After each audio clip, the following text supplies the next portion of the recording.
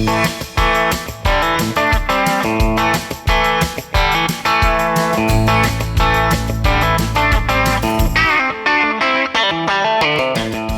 is the Great Alaska Hunting Podcast. I'm Dalton Gray. And I'm Ryan Humphreys.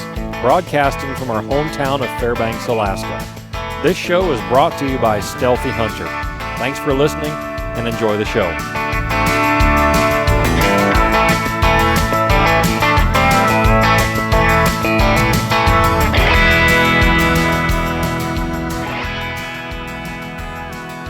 Welcome back to part 2 of the Lou Bradley interview mini-series that we did here just a few weeks ago with the author of the Rampages books. Be sure to visit his web link to order those books directly through him. You have to get in touch with him directly to order the Rampages book series. We hope you guys enjoyed the last episode with him 2 weeks ago, talking about a lot of his experiences in Alaska over the years. And now this week's discussion is more focused on the current state and the way forward for sheep hunting and sheep management in Alaska. This episode is pretty short, only about 40 minutes or so. So we hope you enjoy it. If you have any questions for Lou, or if you'd like to inquire about his books, again, you can visit his link directly to his website to get in touch with him. And we will put a link to his information in the show notes for this episode. So without any further ado, we'll get into the episode. Enjoy. Welcome back to the Great Alaska Hunting Podcast, everybody. My name's Dalton. I'm Mo. And we're sitting here for part 2 with our guest, Lou Bradley. Actually, we're his guest right now. Yeah. Sitting in Lou Bradley's trophy room. But if you've been following along, if you haven't heard the first episode interview with Lou from 2 weeks ago, then go back and do yourself a favor and listen to that one. He tells a lot of stories from his sheep hunting in years past up here, and a lot of entertainment there. Some gold nuggets if you're looking to get into sheep hunting, and I probably picked up a few things as well. So it's always a pleasure to talk to you. No, thanks. But we were talking here in between sets, and we decided that we want to hear your opinion on the increasing the profile that sheep hunting has, that has seemingly become more and more political. And we talked about some of the changes that are happening right now. I know you've got some opinions, and I'm curious to hear. So maybe just to briefly recap, the state of sheep is in decline right now. And so maybe just give us your perspective, what you've seen change, what you think that can be attributed to, what changes are being made that you think are going to be effective, and what's being done that you think won't be effective, and then what do you think should be done that is not being done? Okay. So just go wherever you want with that. I did a section on statistics in the first Rampages 1, 2, 3, and about 50 pages, and I wish I had talked to this guide who just retired, and here's his comment, and it's going to be the title of the extended statistics for the next book's coming out. He said, there's lies, there's damn lies, and there's statistics. You can say whatever you want, but you can't argue with what true statistics are. Now, our federal government is coming out with all kinds of things, and it depends on who's doing the study or who's saying what, And if you're lying, do you have something to back it up? Right. Well, that's real. And so our population in sheep, well, let's just look at harvest. I've done the harvest, goes all the way back to the 70s, and as long as statistics have been kept. And in 1989 was the high, 1,454 harvest. And biologists figured that we probably had around 75,000 sheep at that time in the state. And so as it climbed up to 89, and then it started, tilted over like it's here, well, there's a gradual slope on the other side. Now, weather was one of the biggest factors. Weather was changing in the 90s up to 2000. And so there was a decline. But at 2000, then it started dropping down. If you ran a curve on that thing, dropping off like that. Well, in 2008, I was on the board of game, and through 2011. And it dropped from the high of 1,454 harvest in 1989 to 800, 700, and it was vacillating and stuff like that. And I was concerned about it. And of course, it's there's more. Sheep are not the number one concern for biologists because more people are interested in hunting moose and other animals. So sheep is really minor. We think it's because of our love for the sheep, but it's not their main concern. So, so the population was going down in increments, and it wasn't going back up. And so if you look at that, it's just kind of like this here. And we've gotten steadily worse. When I was off the Board of Game in 2011, when a new governor came on board, I told him when I left, I said, guys, I think that the population, sheep, something has to be done for them because the sheep harvest is going down. And one of the people that was pretty influential said, well, if I have anything to do about it, there will be some management done against, I don't say against, but taking into consideration residents and non-residents at that time. Because the Constitution says in a time of shortage that you manage for the residents first. Well, shortage, what's a shortage? 800, 700, and there didn't seem to be much concern. And I heard a lot of people say, well, it's a downturn. This is going to go back up. Well, there hasn't been a downturn. And it's gotten worse. Now then, 2011 is when I was off the Board of Game. Now then, here, 14 years later, now we're down to, in the last 2 years, harvesting 337 and maybe 368 or something like that is the latest I heard these last 2 years. Well, that's a quarter of what at the height. You can never stay at the height. No one expects it. You can't do as much as stay up there. But a quarter of the amount, something's wrong.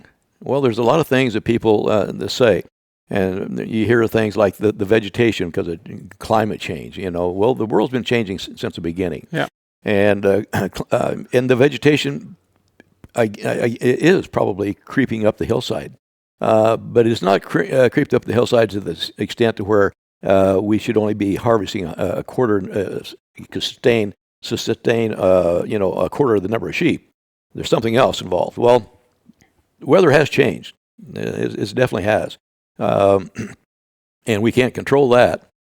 But the things that the predators, they've increased, and we don't do hardly very much trapping anymore. And people don't, we don't allow very much predator control. And for a lot of reasons. There's a lot of pressure on the state from people outside interests, and they don't want you to do predator control. That's fine. Don't do the predator control with residents but the problem is they said that at one point they said like it was $40,000 the state would spend on getting rid of one wolf. Well, there's easier ways to do that. If I was in charge, and if we don't want to have not resident hunters going out there and with their private planes and not costing the state anything, because we figured there's too many wolves, and let them, and they don't do it very effectively because they're hampered by weather. They can't just go out and wolf hunting is not just that easy, and it's also dangerous. And they don't the amount of money that they spend, you don't recoup that just in the hides that you get. So I kind of lost my train of thought there. I'm talking about more effective ways to manage the wolves. Yeah. So the population is down. So what are you going to do? You either, if you can't do anything about the weather, so the only thing you can control is predators and hunters.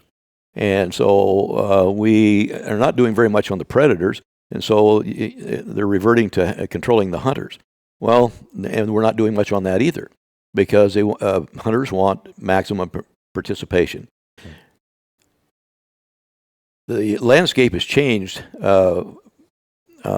Guides have always been more successful than residents. Residents are not very good hunters on the average. Some are really good hunters, but most of them aren't. And a lot of them don't go every year.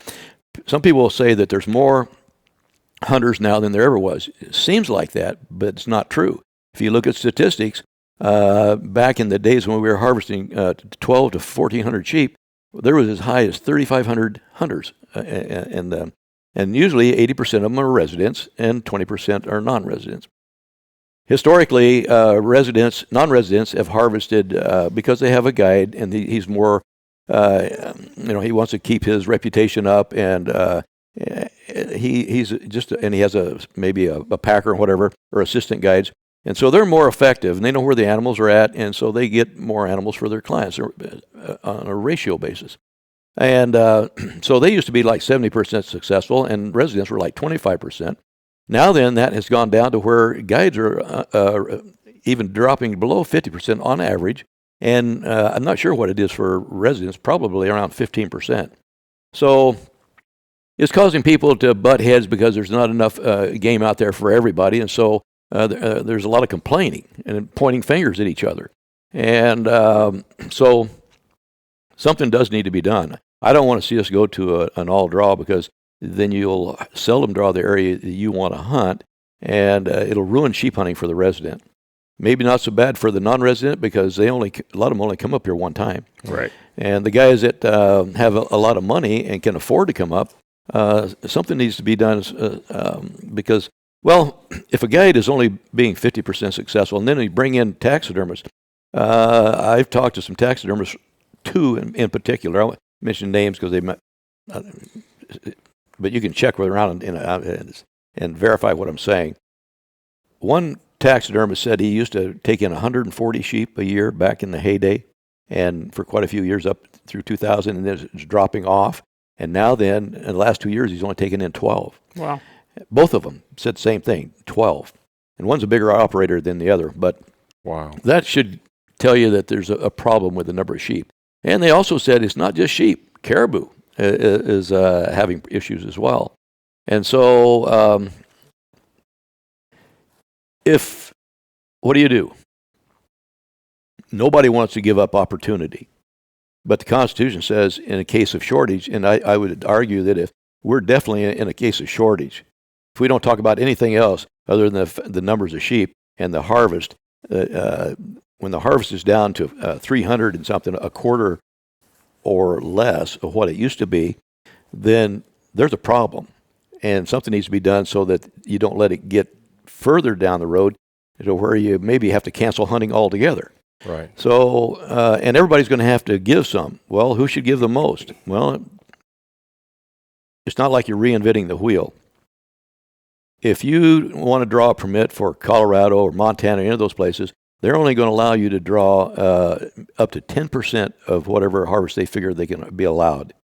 And so why not? We could do the same thing here. But in order to do that, since fishing games, around 70% of fishing games budget comes from non-resident license and tags, because they pay more than we do. Alaska resident is really, he doesn't have a state tax. We get a dividend. He's spoiled, and he doesn't want to pay anything. And so it's going to have to increase. You can't cut non-residents back and not increase the tags and stuff for residents. Right. So those two have to go hand in hand. So if I was in charge, or what I think needs to be done, is cut non-residents back to 10%. We even tried to go 20% when I was on some of the different meetings and stuff. We were trying to figure out what to do, but they wouldn't go for that either. So people whenever their finances are affected, they bow their neck, and maybe I know some guides that are cutting back on their own are not even taking sheep hunters, but they also do moose and other things, and so they can stay afloat doing other things because they realize that the sheep are not there, and they're also ethical. They're not just taking you, come up and give me $30,000, right, and I take you up and run you around the mountains and say, well, we just didn't see anything. They knew beforehand. And some of these guys that do that are just not taking sheep hunters. Or if they maybe used to take 8 or 10, maybe they're only taking 2 or 4 now. So to me, that's ethical. A guide should not take somebody up knowing they're not going to get a ram because there's nothing there, right, and take their money. That's not right. And so it'll come back to bite you in the long run because eventually, but some of these people are maybe going to be retiring soon, so they're just going to get what they can when they can. But there are guides out there that that believe in management and ethics and stuff like that, and aren't like that. But and I won't. I'm not going to get into any names or anything like that.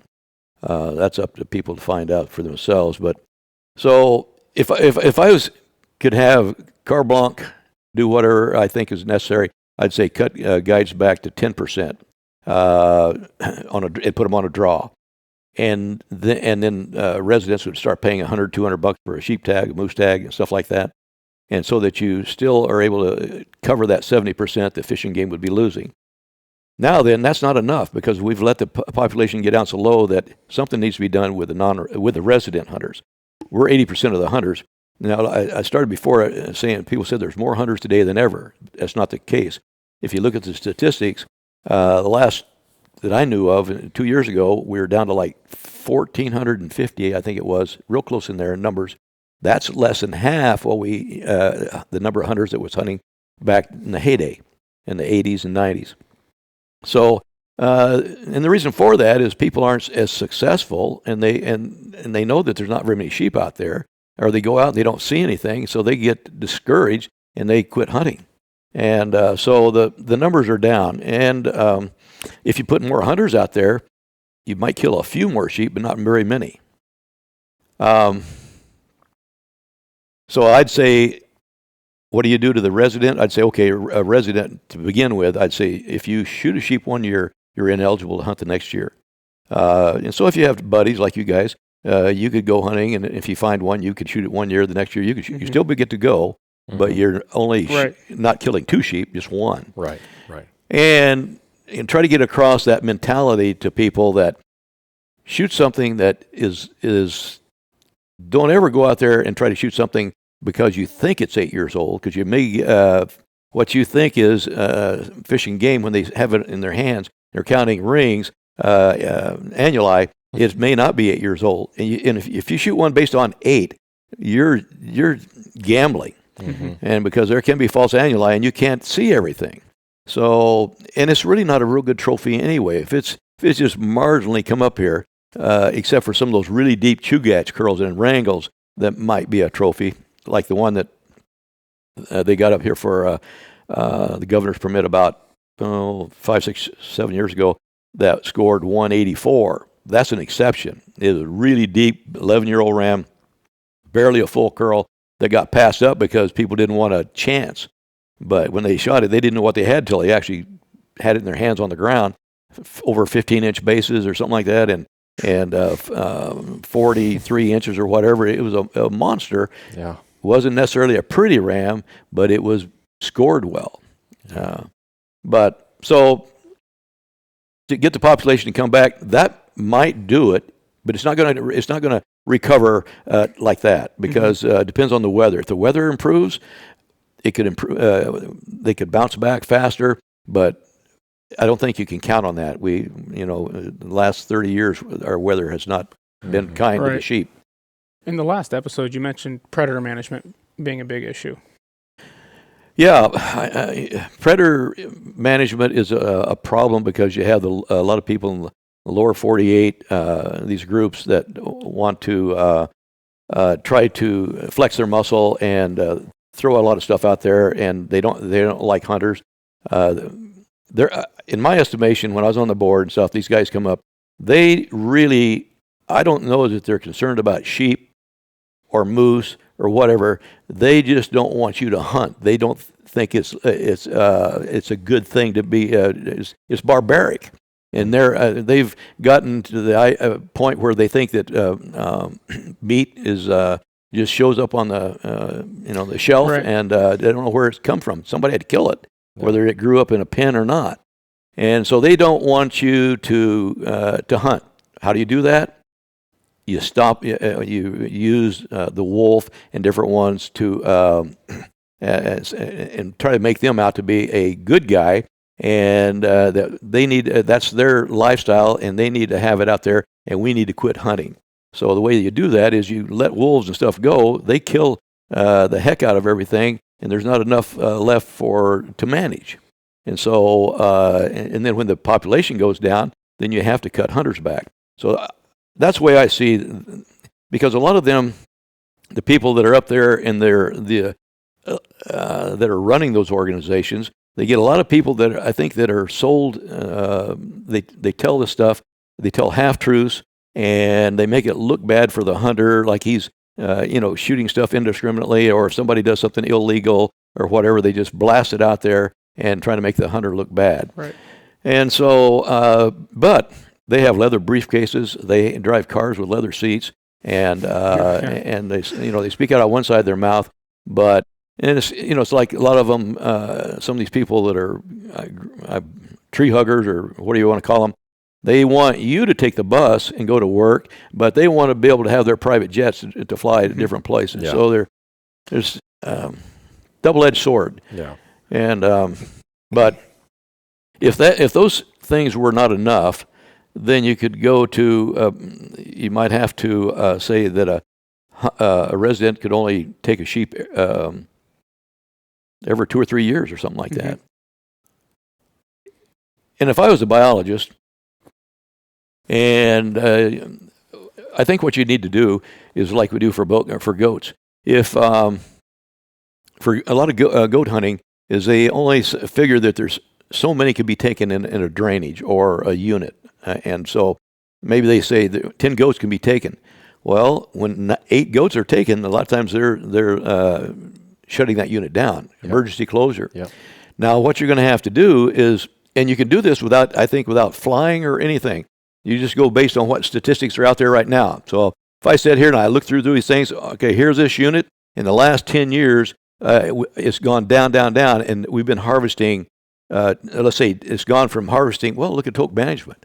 It used to get 100 sheep, and now it's down to 10 sheep. Yep. Well, if it doesn't improve, maybe you cut it down to you can only take 5 next year. Yeah. If they get 5, maybe next year maybe break it back up to 10. If you get 10, okay, and there's, or maybe you get 15. Well, you can't get 15 if they shut it down at 10. But as it looks better, if you do some flying survey stuff like that, and you're seeing more sheep and a lot of lambs and stuff coming out, then you can gradually increase it back up to a point. You don't want to ever get to the point where you're doing 100 again, I don't think, because what you're doing is a maximum harvest. You're hurting the population overall. So I'd say that you do every unit like that. And if you thought there's maybe 10 here, maybe the other, there, because of the numbers that were taken over this other unit in a different mountain range, you increase it, but you don't allow more to be taken than what you were taking before. What you were taking before was causing a downturn in the population, so you're going to have to suppress that even lower than that, and then work it back up if you can. And then that emergency closure. So the only thing I'd allow, though, is if you say you had 10 in, let's say Eagle River, whatever it is. Of course, that's a draw. It doesn't matter. In an open area, you have this one draining subunit, and you're allowing 10 to be taken out of there. When 8 sheep have been taken, then you emergency close it. Because the ones that are, and allow the hunters that are still in there, go ahead and hunt, and maybe they kill a couple more rams, or maybe they kill 11 or 12 if they're lucky. And the reason why I say let it go for the hunters that are still there, just for that period of time, because if a non-resident is taken in there with a guide, he's paid $30,000 or more, and you can't emergency close him, and he hasn't got any place to go. That's not fair. So anyway, I think you could do that, and it's going to take more work on the biologist standpoint, and hunters aren't going to necessarily like it to begin with, but that's just the nature of the beast. People never like something when they're getting cut back, but it has to be done. And so like a registration permit for sheep, which would help, which you would have to do to be able to pay for it, right? If you're going to sell tags instead of giving them out, no, you can just go ahead and everybody can hunt in there. If you allow 10 sheep here, 8 sheep here, and whatever, it can be open registration in state-owned land. can't do that on federal. Although they need to start managing on federal, because federal concessions are having problems now as well. They need to revisit their contracts and maybe cut back the number of sheep that they're taking in those areas, because it's dropped off as well. And so those measures should stop it from going lower than it is. Yeah. And if those weren't enough and you still are dropping down, then you're going to have to cut your numbers down. If you're, right. If you allowed 10 sheep to be taken out of here and only 6 could be taken, what does that tell you? Mm-hmm. There's not that many sheep in there. Yeah, exactly. So the next year, you maybe drop it down to 4. Mm-hmm. If they can only kill 6 sheep, then it needs to be taken lower than that. I think that would overall halt where we're at and keep it from going over, and maybe gradually start climbing back up. So here's something that I've heard off and on from a few people is, what could we do, if anything, to actually help the sheep in the here and now? You hear about sheep restorative type projects or sheep aid projects in somewhere like Canada or the lower 48, where they're dropping in some mineral blocks or something to that effect to help the sheep through the winter, but better nutritional value. Right. If they're perhaps getting targeted more by higher predator numbers in the low country, would, in your opinion, do you think that dropping off blocks of mineral or salt or whatever vitamins that they need up higher where they're already wintering would help them in the long run? Help the ewes carry a lamb through the pregnancy? Well, it couldn't hurt. I'm sure it would help. I think he asked over there, Mo asked earlier about, I think one thing I didn't speak to is predator control. Mm-hmm. Mm-hmm. That's something that needs to be done. Biologists figure that there's too many predators and they're hurting the population. Then why worry? You hire them to do a job. They make a call, and don't even advertise to the public what are you doing and everything. I just go out there, and if you don't want it gets to become a high profile thing. If you're having private pilots do it with a plane, they're shooting them from the air. So what I would do, which is more efficient, I would collar every major wolf pack, and I'd go out there on a regular basis with a helicopter, with biologists, and you take out a certain number and keep the population down where you figure that, just like you want a sustainable level with sheep numbers, moose numbers, stuff like that. The same thing with wolves, and you surgically remove them, and so you keep a balance between predator and prey populations. Mm-hmm. And so you'd get less flack from the public if biologists and their crews were doing it than, I suppose, if private pilots. But it's a lot cheaper to have the private pilots go out there and do it. Well, I mean, the biologists and their crews are doing the predator management on the Mulchatna herd. For grizzly bears, and that's gotten a lot of public notice. And a judge just told the Fish and Game they can't manage a herd, which there's a lot of judicial overreach. Well, that's the same thing that's going on with musk and right now, you can't have a federal judge from California or some other place just being able to flat out stop everything that's going on. Right. And this stuff needs to be handled by the Supreme Court and put some of these people in their place. It becomes now political if you're on one side of the fence compared to the other. It's just like this latest thing with Musk and that one federal judge that stopped. His daughter was involved with a group that's getting money from USAID money, and they're placing these what do you call them? Illegal people that are coming in. And so they're getting millions of dollars to place these people. And with Trump sending these people out, they want to stop and turn those planes around because that's affecting her job. And that's a conflict of interest. Yeah. And so, we've got so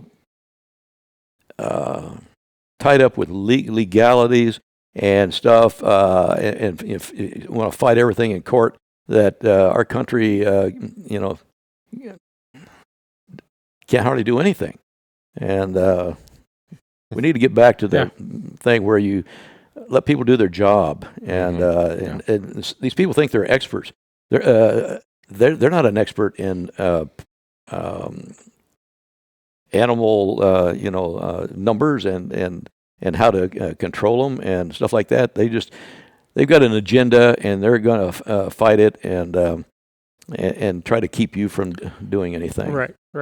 You said it would cost Alaska Department of Fish and Game about $40,000 per wolf that they kill themselves. That's what I was told. What I came back in, like when I was on the board from 2008 to 11. Okay.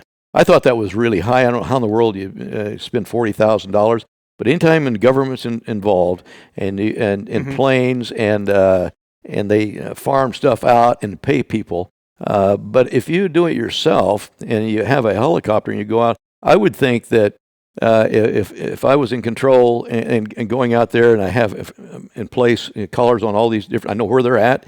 Now you're not having to wait for a certain time frame or whatever. When you have a good day, you go out there. You got them all collared. You know where they're at. You go out there, count their numbers, and maybe they've gone from a pack of 12, maybe now there's 3 packs of 36. Well, how many do you figure back whenever it was a good population of moose and sheep and stuff like that in that area, and it could sustain 12 wolves? Now you got 36. Well, that's pretty easy figures. You crop back 2 dozen, or maybe half it or whatever. And then if your numbers start going down for your prey, then you have to go in there and take out some more of them. And until you hit that balance where you're keeping their numbers and the prey numbers about, there's a need for predators, but not when you let one get. And the same thing, if you killed all the predators and you didn't kill enough moose, they can overeat their area and starve and themselves. So you got to manage them all. Yeah. Some kind of incentive program for killing wolves, I think, would go a long way. Well, if the state wasn't going to do it, in my first volumes there, Rampages, I have a 2-page thing in there that I said, well, why don't we take every hunter, resident and non-resident, and everybody kick in $50, and you could raise something like, I don't remember now the figures, $3 million or whatever it is. Okay, now then let's since the state's not going to do it, let's just put it out there, some incentive for people to go out and hunt wolves and stuff. For everyone who kills the biggest wolf, you get something. And you bring it in, and the hide will be stamped or whatever, so that you can't bring it in again, and you can sell that hide. Do it legally and everything. Yeah. And then and you have a big deal at the end. Everyone who takes the most wolves, would get some kind of an award, maybe a trophy or whatever, or actually a financial thing, because it's not. You don't make money going out and killing wolves. It's time you burn all the fuel and everything. Just selling the hides is not enough. Right. But you could have a bounty on them. And the state's not going to. The word bounty doesn't go very good. I know. Yeah. So maybe you call it something else. And so that for every wolf, you bring it in and you get paid for it. And people wouldn't like the program, but the state's not running it. They can't stop it outside. Yeah.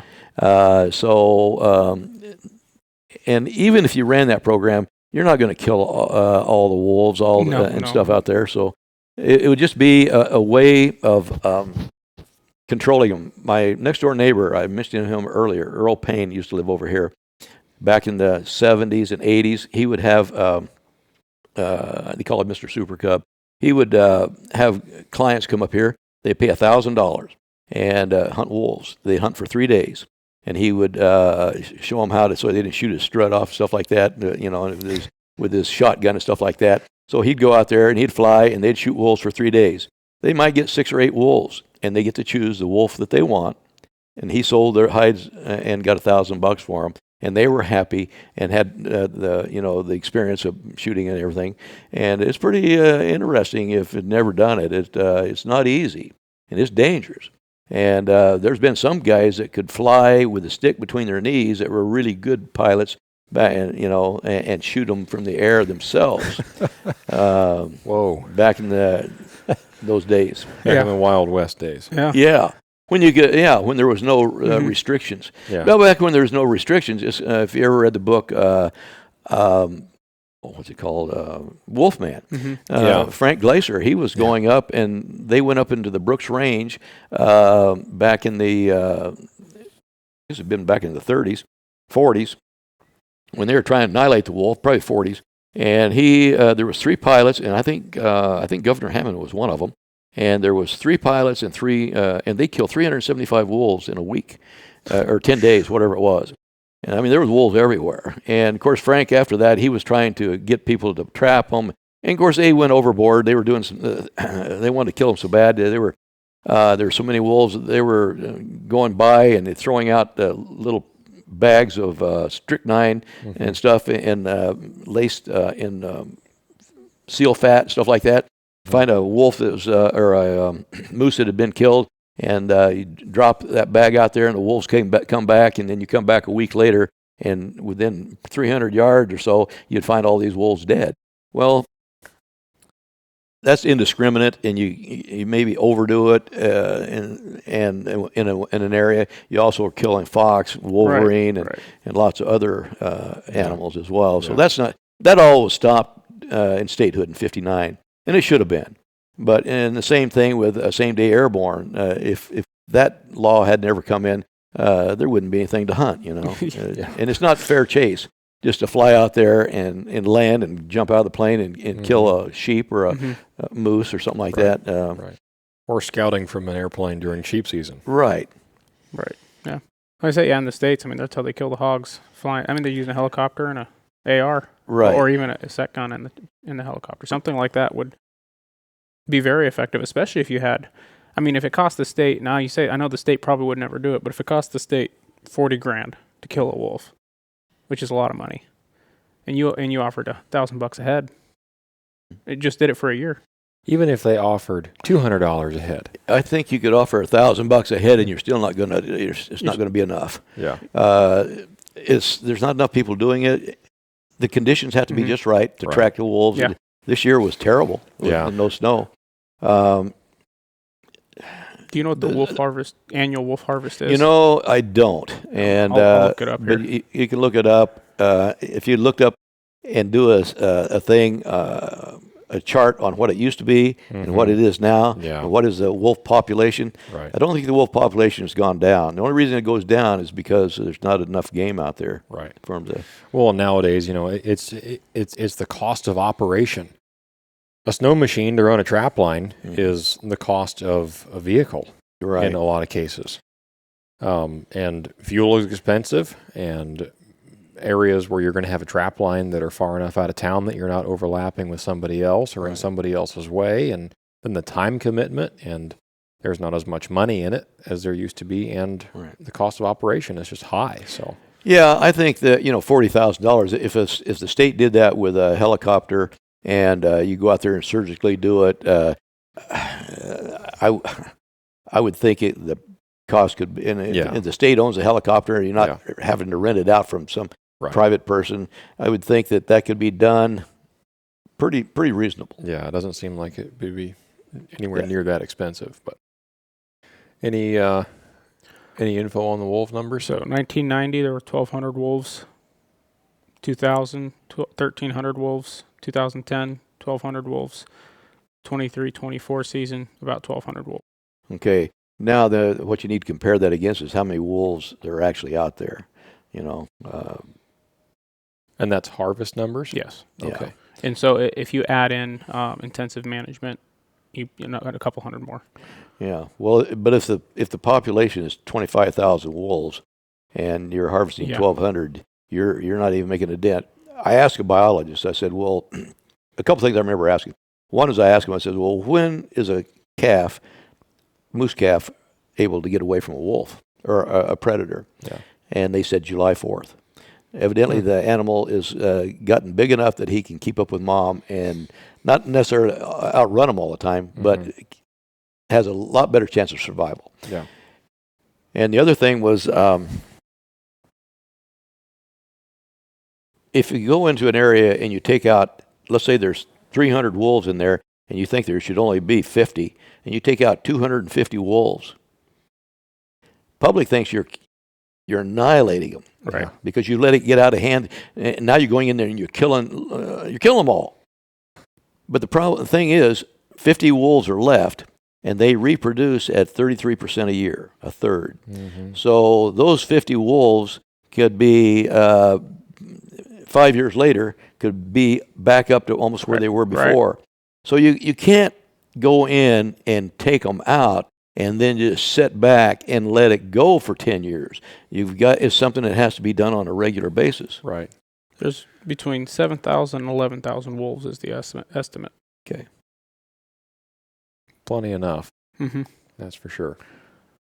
Right. I'd be curious what that number is over time, but between that same time frame estimate. But we are running short on time here, so there was, I think, just in conclusion here, and by the way, I don't want to skip over the fact, I appreciate you sharing your thoughts about all this. I know that there's a lot of opinions out there, and I was very interested to hear your perspective on it. I'm glad you shared all that. Oh, you're welcome. I think that everybody should be willing to hear what somebody else thinks. Right. Because if you just are so closed-minded that you aren't going to listen to anything, then you already have your mind made up. Right. And we know that there's a problem. Yeah. And so try to solve it. Albert Einstein says, you can't keep doing the same thing and expect different results. Right. And yeah. So then, for people that are interested in the Rampages book series, 1, 2, and 3 are still available.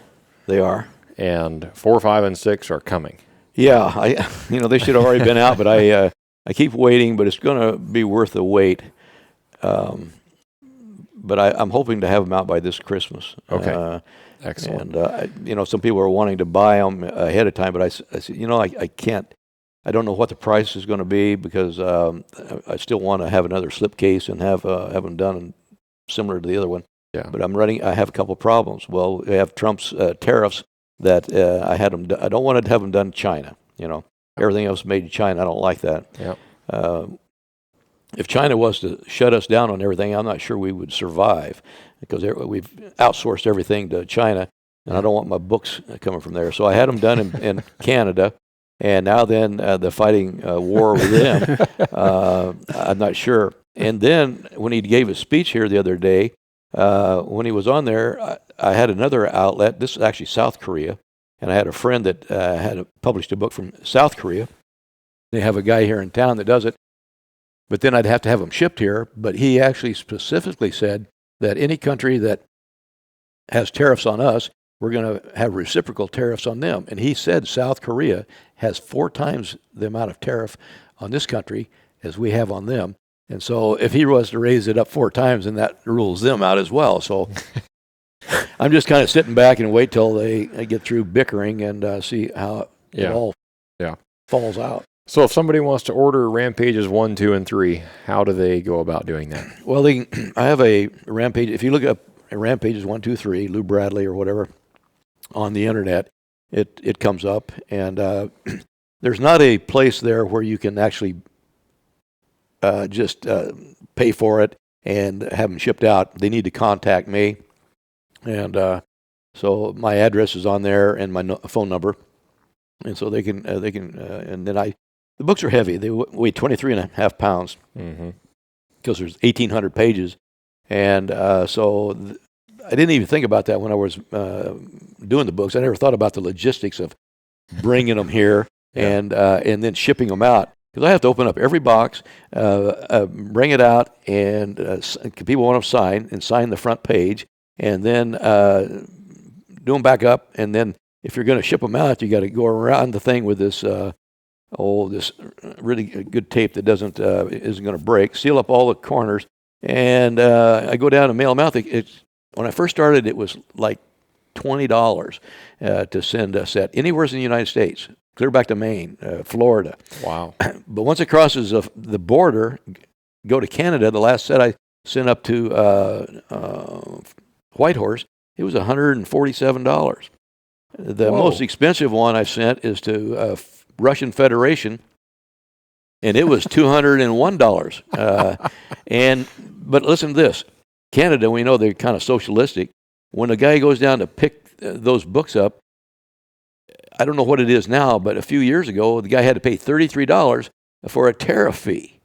That Canada puts on it, not the, so those guys, and then our dollar is worth like $1.30 or $1.40 compared to theirs. So if they buy my books for $350 and it's $150, now you're $500, and then the tariff fee that they pay on top of that, it's a lot of people just no, they're not going to pay it, and you can't blame them. And so if you look it up there, my address and everything. So I mail them out, and they usually get anywhere in the U.S. They usually get them within in Alaska, they'll get them within a week. But in the lower 48, it sometimes can get up to 3 weeks. Mm-hmm. But we have one of the better mail systems in the world. A lot of people complain, but our mail is a lot cheaper than about anywhere else. Yeah. Well, again, we both thank you very much for the time to sit down with you and ask you all these questions and get to hear from your years of experience and your thoughts and inputs on things. We very much appreciate it. Glad to do it. Yeah. Well, folks, this is all for part 2 of the Lou Bradley interview. If you like the Great Alaska Hunting Podcast, be sure to leave us a positive rating and review. A written review goes a long ways, and share it with a friend. And if you have the sheep bug, then send this to a sheep hunter friend. And Lou, it's good to see you again. And for all your listeners, we'll see you next time.